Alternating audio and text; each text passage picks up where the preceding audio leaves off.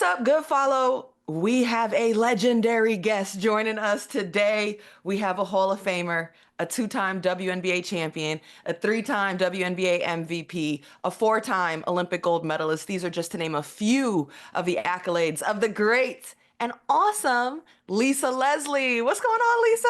Roz, it's so good to see you again. Again, My partner in got crime. Don't forget about the time we had oxtails together since you brought it up. yes, people don't know. Yes, we were together covering Unrivaled and we were down in Miami in Medley. And Yes. Lisa and I needed a lunch break and we said, girl, where are we gonna find some oxtails?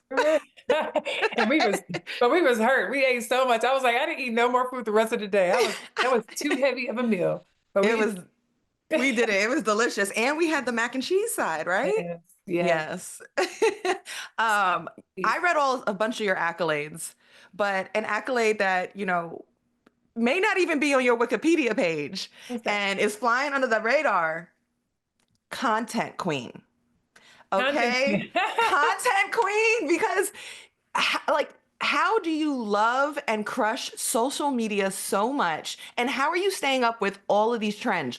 Because you're on the Talker Tick, you're on the Grammy Gram, you're doing all the things, you're with Gen Z doing this and that. Like, come on, what's up, content queen? Well, listen, I got kids. So listen, I got a 17-year-old and a 15-year-old. So it's just for me, I have to know what's going on. So between watching them and seeing TikTok and checking them, I really just enjoy social media. But I think I enjoy making the videos. It all started through the pandemic, just Hmm. trying to meet my kids where they are and doing TikTok dances. And then I sort of took over the TikTok world from them. And ever since then, I just really love it. I think having content and having fun, and I'm so silly. I Yeah. have a lot of fun. I think you can't take yourself so seriously.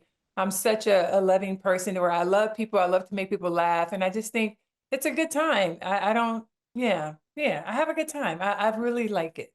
The It's very video editing, though, that's a whole nother story. That's hard. you might have to hire somebody to do the editing. You just like plop all the content and you say, put this Right, thing together. right. But that's one thing that I really, noticed in being able to be close to you for long periods of time as a fellow broadcaster on Unrivaled and being together in Miami. You're such a lovely person. You really make time for people, and your friendships and dynamics are so genuine. It's not just like kissing babies and shaking hands. Like Lisa messing with you, she rocking with you, and that brings me to one of the friendships that people enjoy watching. It's between you and Dawn Staley. As we, sit here in March Madness and the women's tournament is underway. What have you seen as a lifelong friend of Dawn Staley? What did you see in her as a player, as a teammate, as a friend that you recognize now in her as a coach?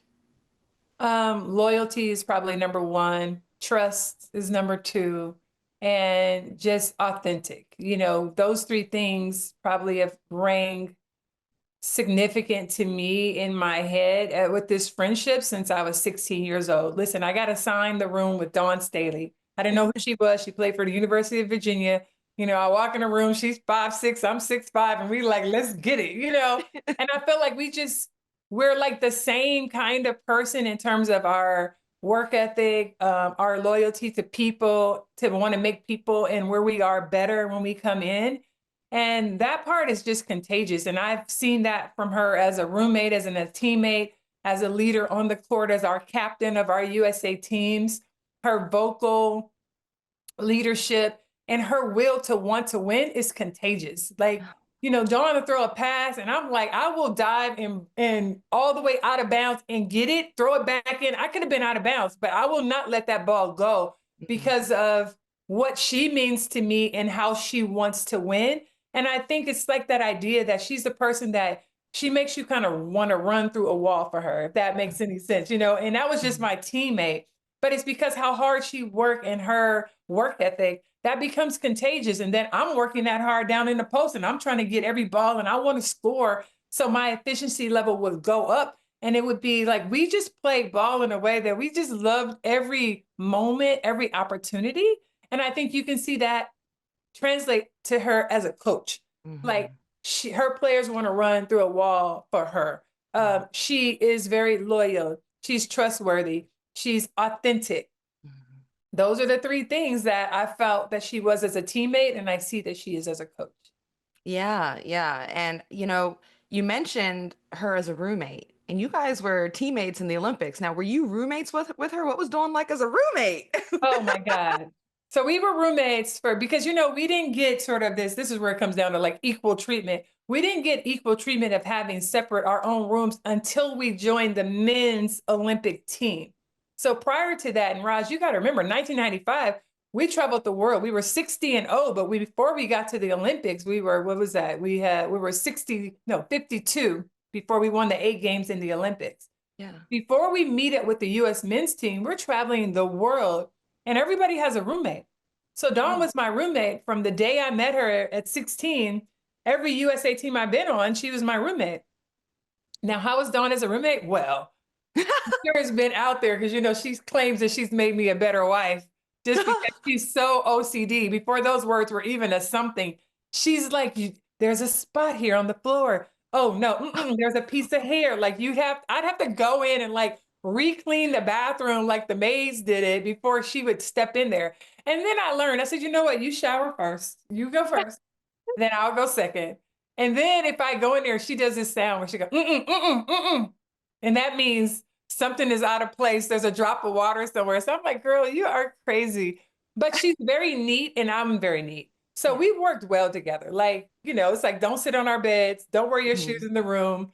We play cards and entertain. It's never in our room. We go to someone else's room so we could leave Mhm. it because we didn't want anybody to be in our room. So she was just very meticulous, detailed, the same way Yeah. that she is now. Outfits were still on point then. They just didn't cost as much as they do now.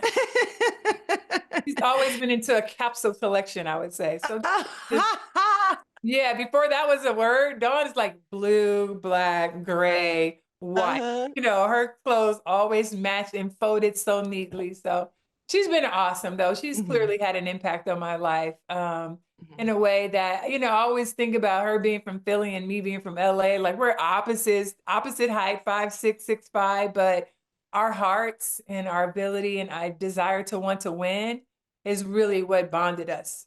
Yeah, yeah. You also mentioned you worked well together. What are the chances you could see yourself? Is there any truth to these rumors that might be circulating right now and buzzing that you could work together on a coaching staff? Because I know this is something you had talked about being interested in on the WNBA side, and now there's all this buzz that, oh, Lisa and Dawn may link up. I know. It's so funny that I could go to visit my friend and watch her play, watch her coach, and then all of a sudden, social media, that's probably there's good parts about it, but then there's bad parts because it's like you can't even give a person a hug. I say hate applies, and then it's just like, I mean, it's just crazy that social media just takes any situation and turns it into like Oh, okay. So it rumors. was social So media running. yeah, social media just taking off sprinting right now. Okay, okay, we keep it moving then. Yeah. Within the March Madness, we have had some sadness, obviously with the injury to the ACL of Juju Watkins. And I know this also hits home too. USC is your alma mater. What does this injury mean for the trajectory of the career of Juju Watkins? Well, it means that we would probably be delayed, right? A year of her getting back to normal as well as listen, she's such an explosive player, right? So to be explosive, we've seen a lot of players who've had these ACL injuries, and it takes time. It takes time to get back to where you know that you can play. And we have to give her grace and time to be able to get back there. It's definitely heartbreaking. We're all impacted. I mean, I'm not even on the team, and I was heartbroken, just like in shock watching. So, yeah, it's going to take time, and we have to give her grace. And when you see a player of that caliber, you just hope that they can continue to get back there. And I know that she will. She's a hard worker. We have some of the best doctors, in the world, there at USC and in LA. So, she'll get back there. We forget, but Hmm. remember Paige Becker's ACL, Hmm. uh, AZ Fudd ACL. So we know that players can get back there, but it's going to take us a little bit. This was real gut check for all Hmm. of us because she's such an impact player, and we were like, this is the net. Like the women's game is in such good hands when you think Hmm. about Juju Watkins, and so it'll be back in her hands, but we just got to give her some time. Yes, yes, I have no doubts. I mean, this is something that has been overcome before in an ACL, but it certainly was shocking, right? And heard around the women's basketball world. But I'm here to tell you, as we look forward and look positive, that there is so many other exciting players and storylines and teams to be following in this tournament as well. And this tournament's been full of surprises, so we got to come to you and ask, who are some of the surprising teams and surprising players of the tournament, and how has their performance and surprises, how's that going to shape the rest of March Madness? Yeah, I think, well, first, I don't know if it's necessarily a surprise, but when you look at UCLA and them having the number one seed, and you think about Lauren Betts and her just being really a program changer. I mean, at 6'7" and her wingspan, we knew that USC was the only team that sort of had their number, and without Juju, that changes a lot of things because I really had them facing off, you know.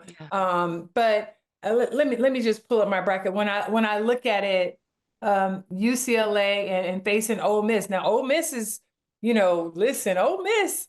Ole Miss good. I feel like Ole Miss, NC State, those are the teams, Hmm. and TCU. Those are probably my three. Like if I said dark horses, and I don't mean it in a disrespectful way, but I just feel like Hmm. nobody would have, maybe, unless you're affiliated with those schools, said they're going to Hmm. win the finals. But Texas also, even though they're a Hmm. number one seed, like it's just like when teams align so well and they're playing well at the same time, Hmm. those would be teams where I'm like, ooh, they may have snuck up on some people in a way that you didn't really expect. But I think overall, when we just step back and look at the tournament, the excitement of women's basketball, the true parity that we're seeing, where it's like South Carolina is the defending champs, and somebody's got to take them down, and their defense is stellar. Like they really hang their hats on defense, Hmm. and they give guards. I mean, when you're out there on that perimeter, the guard play defensively is at a very high level, you know? So I just look at all of those things and go, I'm not sure, Roz. Like I used to be real sure about who was going to do it. I'm not anymore because that's just how excellent the game is being played all around. Yeah, yeah. And also hearing it from a big girl saying that the guards stir the pot in the tournament, we're going to take that as a win for Or the facts, though, facts. I mean, listen, guards. Sidonia Price with her shot Mm, blocking ability. I love the fact that she blocks shots with her left hand. She really is an impact player that can change the course of the game because, listen, Notre Dame with their guards, oh, I yeah. don't know. It's so exciting to see. I think with my bracket, I could just tear it up because I could rewrite it and replace teams that I thought maybe they'll go down. But playing well in March, that's a big difference, Roz. It's Yeah. different than playing well in January when you look at who's playing well in March. I love you bringing up your bracket, and I love that you might have to tear up your bracket Yeah. because there are a number of fans whose brackets did not survive the madness. So how can they get back in the game, Lisa, with DraftKings Women's Second Chance bracket? Yes, go to DraftKings.com/second chance to enter to win. Listen, DraftKings is going to match. They're going to put $1 donation towards the Women's Sports Foundation up to $25,000. So I want you guys to get out there, but don't forget to bet responsibly because it's more fun when you're just having fun. Play for fun. Don't bet the house. Play for fun. Yeah, yeah, but it's also cool when, the fun we're having with our brackets and March Madness also go back and support a positive cause. So that was great to hear. Just shifting a little bit from March Madness into other women's basketball.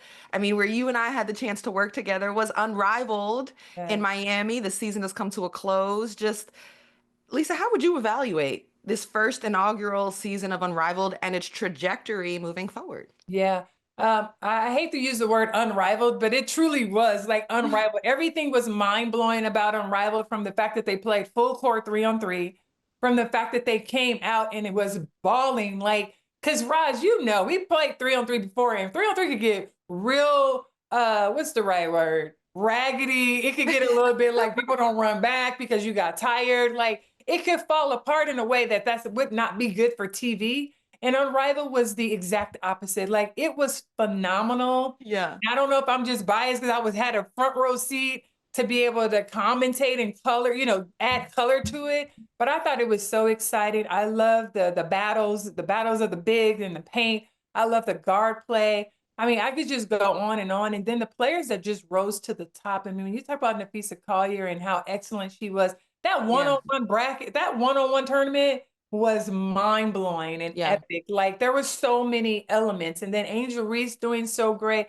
Chelsea Gray, like Yep. what? Rip the band-aid off of these fools. Like, don't disrespect her. And then for the role Yeah. in the championship, like there were so many elements that I loved every minute. And I'm telling you, if you were sitting at home and you're a WNBA player, like the Unrivaled League is where you want to be in the off season. Please. Oh, Yeah, I loved it. wow, wow. No, I thought it was a great success, and I thought it was every single thing that could be epic for Unrivaled happened. Like whether it was the one-on-one tournament and Nafisa's dominance, or the fact that the Owls dominated all the way and then got knocked out by a 4 seed, or Didn't believe it. like it was just, and all the trash talking and the rivalries for 10 weeks. People cared. People cared. And then just the highlights, like Skylar Diggins-Smith. I thought Skylar really set the tone Hmm. defensively, picking up full court. The Lunar Owls were just excellent. And Yeah. then you look at like Vinyl with Ryan Howard, like when it was ride time, it was just crazy. Dearica Hamby, I thought Yeah. she played so excellent. And then for those two teams, when you talk about Vinyl and Rose to make it to the finals, because Rose had already started to surge, which I like that Brittany Sykes was like, listen, I think the other teams have peaked and we have not. We have a chance to really make a run at the championship. She said that right after the one-on-one tournament. Hmm. And then Chelsea Gray like runs off 27 points per game. Like it was It was just crazy. mind blowing to watch them play and get to the finals and win it all. Like Right. ever a fan. And with the team vinyl overcoming the dominance of the Owls, my immediate reaction was only Coach Spoon. Seriously, you hear about those players speak after overcoming such a dominant team, and they all said, "Boys, Teresa Weatherspoon was speaking in my ear, was keeping us into it." Do you Yeah, think this was a really just a good showing for Teresa Weatherspoon since leaving Chicago, just the coaching job there? absolutely. And let me just say, Roz, I feel like the problem, and I kind of spoke about this when I did Angel Reese's podcast, is that, for the Black women in coaching, the lack of grace that we get in these spaces is just sad. And I feel like I'm not ever sure that we're ever going to know what happened with Teresa Witherspoon in Chicago Sky, but the fact that she was not given any grace to let's communicate, let's sit down and let's have the pros and cons about what we like of what you're doing and what we don't like. Like, let's try to change some of these things. Give her the opportunity to make adjustments as a coach, but she didn't get that. And that's what I feel like what makes me feel a little bit jaded sometimes about the whole coaching thing is because Mm. the lack of grace and communication. And I'm not trying to put anybody out on blast, but it's like whatever happened with Becky Hammond and Las Vegas and Dearica Hamby was everybody was given a due process. A suspension happened, and then there was a regrouping. Vegas was able to regroup. Dearica Hamby was able to Mm. move on, and I just feel like whatever the problem was with Teresa Weatherspoon, we will never know, but she doesn't know. Hmm. Like there was no grace given to her in these conversations of like, hey, we don't like this or we like this or could you do this differently? And that's the part where I'm just like, I was so happy. I say all that not to air out anything, but just to say I'm so happy that Teresa Witherspoon had such success with those players and the Mhm. connection and the Mhm. love and the respect that her players gave back to her throughout that. And let me add that Teresa Witherspoon was also helping and working with other players on other teams who ended up being Brittany Sykes, who ended up winning the championship. So, I mean, if that's not love and just being a coach that has an open heart and an open door to help anybody, I don't know what is. And so I just feel like help her become a better coach. If you didn't like something from that organization, communicate those things. But to fire her after 1 year, I don't Mhm. even know if we've seen that happen Mm-mm. before. I So, mean, and with the WNBA season, it's not even a year. We're talking about a handful of months. right. Right. And then a whole Ye- staff, people are trying Yeah. to eat and survive. So for Yeah. that, listen, I'm always going to love Spoon. I think she's just such an excellent person. And I was happy to see her have that success and get to the finals. And then Coach Nola too. Like I would Yep. listen, there's only two women in Unrivaled coaches. So, you kind of low key feel like, okay, you kind of give them a little love just because they're making these opportunities for themselves. So I was really happy to see both of them go head to head in the finals. Absolutely, absolutely. Staying in on the conversation around like the WNBA on a whole, this is a pivotal time for the league itself. And attention's at an all-time high, ratings are at an all-time high. They're adding WNBA teams, and right now the CBA is in renegotiations. And we'll get you out around this conversation. But as they go into renegotiations with the CBA, what do you think is important for the players and the league to keep in mind and be wary of? Well, the most important thing, and again, I used to be a part of these talks when we were playing, is to not have the league be shut down. Like to me, Mhm. that's like number one. And so to try to find a happy medium in negotiations is always in some ways difficult because both sides know what they want. But I think when you ask the players to sacrifice and continue to make sacrifices so that the league can survive and get to this place, that it's time for those players to reap the benefits that we all put blood, sweat, and tears Mhm. for. Because we understood back then there was no money to be had, there was nothing to share, right? Now there is. And I think that's just doing what is right. The league should do right by the players. And, the players with this collective bargaining group, it is time for them to get a piece of the puzzle. And whatever that is, I don't know all the details, but I think the most important thing is that they are playing. And so the Mhm. league will have to make, is concessions to make sure that happens. And I don't know what the right, I don't want to speak wrong about either side because it's a very tough time when you're in negotiation. I know that from both sides. And then you have the league, like, if you could, don't speak on that. Then you have the Players Association where, it's like they don't want us to speak on certain things. And I'm not saying me personally, but the players. Mhm. So Mhm. I just think it's a tough position, but the WNBA is going to have to open up some door and spaces for these players to have opportunities and a piece of the pie because they have definitely taken the back seat for many, many Mhm. years, decades actually. And just to follow up, you feel that everyone should try to avoid striking or stoppage of play because it would shake up momentum right now for everything that's happened for women's basketball? 100%, Roz. I mean, at the end of the Mhm. day, you have these sponsors, you have money on the table, you have the TV deals, you want all those things, but they need something to put on television. And it's a business. It's a business, right? We all know that. So hopefully they can find a happy medium, figure out what do the players want, and let's see how close we can get to giving them what they want. That's what I would think at this point in day and age in the WNBA. I would think that because the sacrifice has been made. I'm proof of the sacrifice.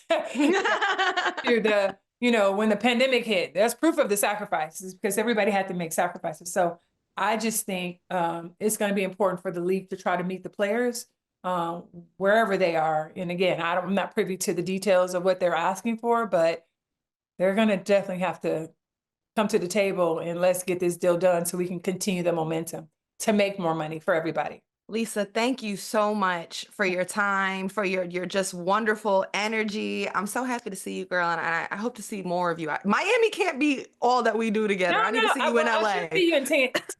Tampa Oh, will get a chance to, you know. absolutely. Final four. I'll see you in a minute. Okay. Have a nice day, Lisa. Thanks for joining Thank Good you. Follow. Thanks for having me and congratulations on the show. Oh, thank you. Yeah, you always rock up.